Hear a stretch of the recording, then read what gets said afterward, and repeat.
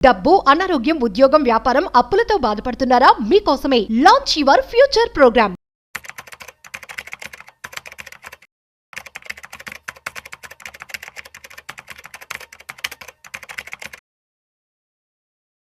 నమస్తే, welcome to Suman TV. నేను విజయకర్దార్. ఇప్పుడు బ్యాంక్స్ ఆర్బీఐ రీసెంట్గా రెపో రేట్ తగ్గించిందండి. దాని ద్వారా బ్యాంకులో fixed deposit rate of interest బాగా తగ్గిపోతున్నాయి.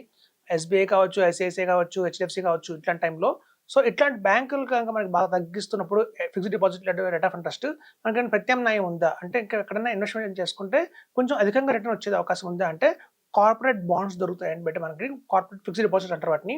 సో ఈ కార్పొరేట్ ఫిక్స్డ్ డిపాజిట్స్లో ఎలా ఉంటాయి అంటే, మనకి బ్యాంక్ కంటే కూడా ₹1 ఎక్స్ట్రా రిటర్న్ అయితే గ్యారంటీగా వస్తుంది.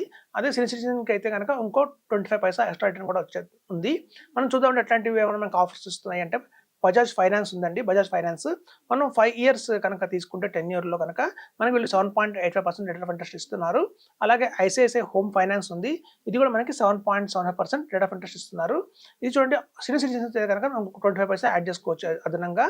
అలాగే ఎల్ఐసి హౌసింగ్ ఫైనాన్స్ వాళ్ళు కూడా 7.45% ఇస్తున్నారండి.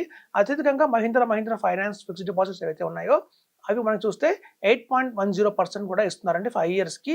సో ఇది చాలా కొంచెం బ్రహ్మాండంగా ఉంది. కంపేర్ టు అందరికంటే కూడా మనకి ఎక్కువ రేట్ ఆఫ్ ఇంట్రెస్ట్ ఇస్తుంది ఎవరు అంటే కనుక మహీంద్రా ఫైనాన్స్ వాళ్ళు ఇస్తున్నారండి. అలాగే చూస్తే మనకి Punjab housing finance, PNB housing finance అంటాము, వాళ్ళు కూడా 7.60 మనకి రేట్ ఆఫ్ ఇంట్రెస్ట్ అయితే ఇస్తున్నారు. సార్ మరి బాగుంది, ఇవన్నీ కార్పొరేట్ కాబట్టి, కార్పొరేట్ ఫిక్స్డ్ డిపాజిట్లు కాబట్టి మనకి 7.45 నుంచి గణనీయంగా 8.10 దాకా కూడా మాక్సిమం మనకి ఫిక్స్డ్ డిపాజిట్ల మీద రిటర్న్స్ అయితే వీళ్ళు ఇస్తున్నారు. ఇలా కాకుండా ఇంకా 8% రిటర్న్ ఇచ్చేది ఏదన్నా ఉందా? 8.25 అంటే నార్మల్గా 8%, సీనియర్ సిటిజన్స్కి అయితే కనుక 8.25% రిటర్న్ ఇచ్చేది ఏదన్నా ఉందంటే సూర్యోదయ బ్యాంక్ ఉందండి. అది కూడా ఆర్బీఐ గైడ్లైన్స్లోనే ఉంటున్న బ్యాంకు, మంచి బ్యాంకు. ఆల్ ఓవర్ ఇండియా కూడా బ్రాంచెస్ కూడా ఉన్నాయి వాళ్ళకి. చాలా మంచి ఇన్వెస్టర్స్ కూడా ఉన్నారు.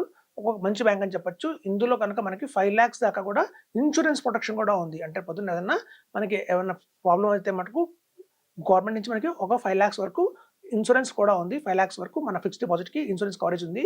సో మనం ఇందులో 5 lakhs కాదని మినిమం ఎంతైనా వేసుకోవచ్చు. 10 lakhs, 20 lakhs కూడా వేసుకోవచ్చు. మనకి ఇందులో వాళ్ళు ఆఫర్ చేస్తున్నది ఎంత అంటే 8% పర్ యానం అయితే ఇస్తున్నారు. మనకు అలాగే సీనియర్ సిటిజన్స్‌కి అయితే 8.25% దాకా కూడా వస్తుంది. సో ఇవాళ ఉన్న అన్నిట్లోకి బెస్ట్ ఆఫ్ ది బెస్ట్ ఇండియాలో చూస్తే కనుక సూర్యోదయ బ్యాంక్ మనకి ఎక్కువ రేట్ ఆఫ్ ఇంట్రెస్ట్ ఇస్తుంది. అట్ ది సేమ్ టైం మనకి ఈ మహీంద్రా ఫైనాన్స్ వాళ్ళు కూడా 8.10% అయితే ఇస్తున్నారు.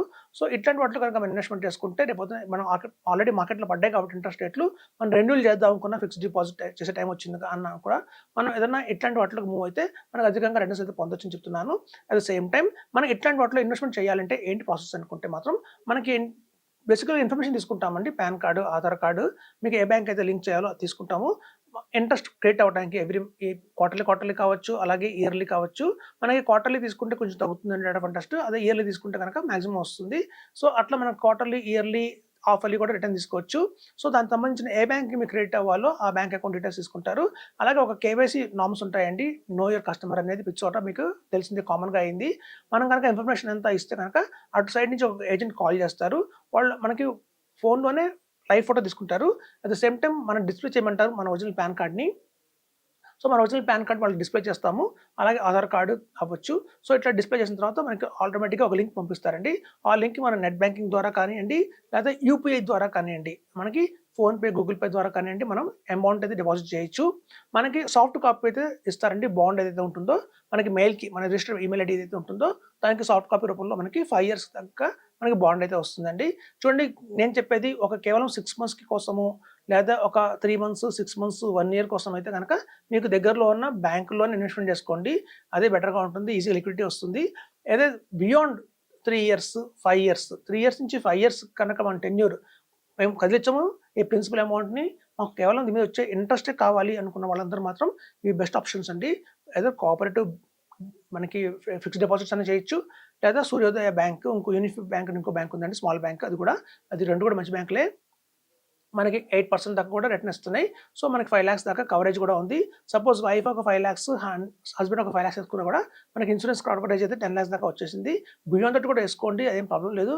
ఆల్రెడీ ఎప్పటి నుంచో ఉన్న ఎగ్జిస్టింగ్‌లో ఉన్న బ్యాంక్సే, కొత్త బ్యాంక్స్ ఏం కావు. బాగా కస్టమర్ బేస్ ఉన్న బ్యాంక్స్. సో ఇట్లాంటి బ్యాంకుల్లో కనుక వేసుకుంటే కనుక మనకి ఈ నేషనలైజ్డ్ బ్యాంక్స్ ఏవైతే ఉన్నాయో, లైక్ యూనియన్ బ్యాంక్ కావచ్చు, పంజాబ్ నేషనల్ బ్యాంక్ కావచ్చు, అలాగే మనకి స్టేట్ బ్యాంక్ ఆఫ్ ఇండియా కావచ్చు, అలాగే ప్రైవేట్ బ్యాంక్స్ చూసుకుంటే మన యాక్సిస్ బ్యాంక్ కావచ్చు, హెచ్డిఎఫ్సి, ఐసిఐసిఐ కంటే కూడా మనకి మెరుగుగా 1.5% ఎంత ఎక్స్ట్రా రిటర్న్ అయితే గ్యారంటీగా వస్తుందండి. మనకు తెలుసు వాటి మీద ట్యాక్స్ కూడా పడుతుంది మనకి. సో ఇప్పుడు కొంచెం అజంప్షన్ వచ్చింది. బట్ స్టిల్ ఏంటంటేనండి ఇది బెటర్ ఆప్షన్స్ అని చెప్తున్నాను.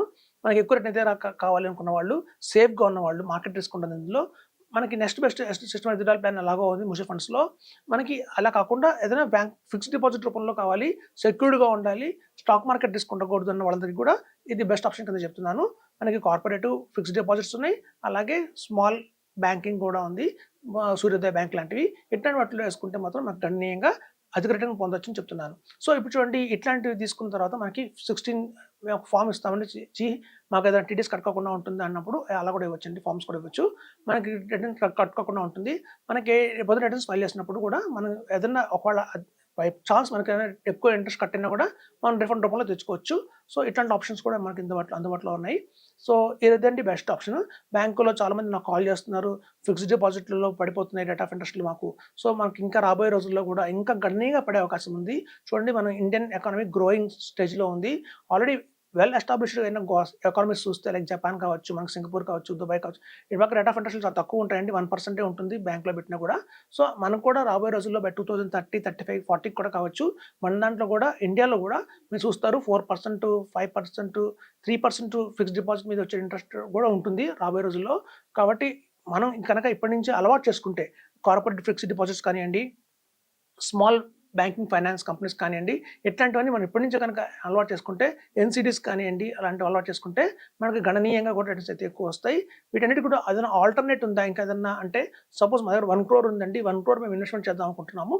మాకు జీరో మార్కెట్ రిస్కే వద్దు. కానీ మాకు మంచి రిటర్న్ రావాలి అనుకున్న వాళ్ళకి కూడా మనకి ఏఎఫ్ ఆల్టర్‌నేట్ ఇన్వెస్ట్‌మెంట్ ఫండ్స్‌లో ఈ మధ్య క్రెడిట్ ఆపర్చునిటీస్ అనేవి కొత్తగా వచ్చాయండి. సో క్రెడిట్ ఆపర్చునిటీస్ ఏఎఫ్స్‌లో కనుక మనం ఇన్వెస్ట్‌మెంట్ చేస్తే మినిమమ్ 1 క్రోర్ ఇన్వెస్ట్‌మెంట్ చేయాలి. బట్ మనకి ఏంటంటే రిటర్న్ స్టాక్ మార్కెట్‌కి లింక్ పెద్దగా ఉండదండి అది. ఎందుకంటే క్రెడిట్ ఆపర్చునిటీస్ అంటున్నాము. అంటే వాళ్ళు లోన్స్ గానే ఇస్తారు. సో నియో కంపెనీ వాళ్ళది చాలా బాగుందది. సో అట్లాంటి వాటిలో మన స్టాక్ మార్కెట్ రిస్క్ ఉండదు. ఒక లాంగ్ టర్మ్‌లో 12-15% రేట్ ఆఫ్ ఇంట్రెస్ట్ వస్తుంది.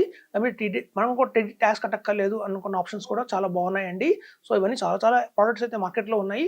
కేవలం అవగాహన లేదు ఇన్వెస్టర్స్‌కి అంతే మాత్రమే. మమ్మల్ని కలిస్తే మీకు ఎక్స్‌ప్లెయిన్ చేస్తాము. సో తద్వారా గనుక మీకున్న ఈ ఏదైతే అమౌంట్ ఉందో కార్పస్‌ని అధికంగా పెంచడానికి కావచ్చు, ఉన్న వాటి మీద ఎక్కువ రేట్ ఆఫ్ ఇంట్రెస్ట్ తీసుకోవడానికి కావచ్చు మేము సహాయపడతామని చెప్తున్నాను. Thank you.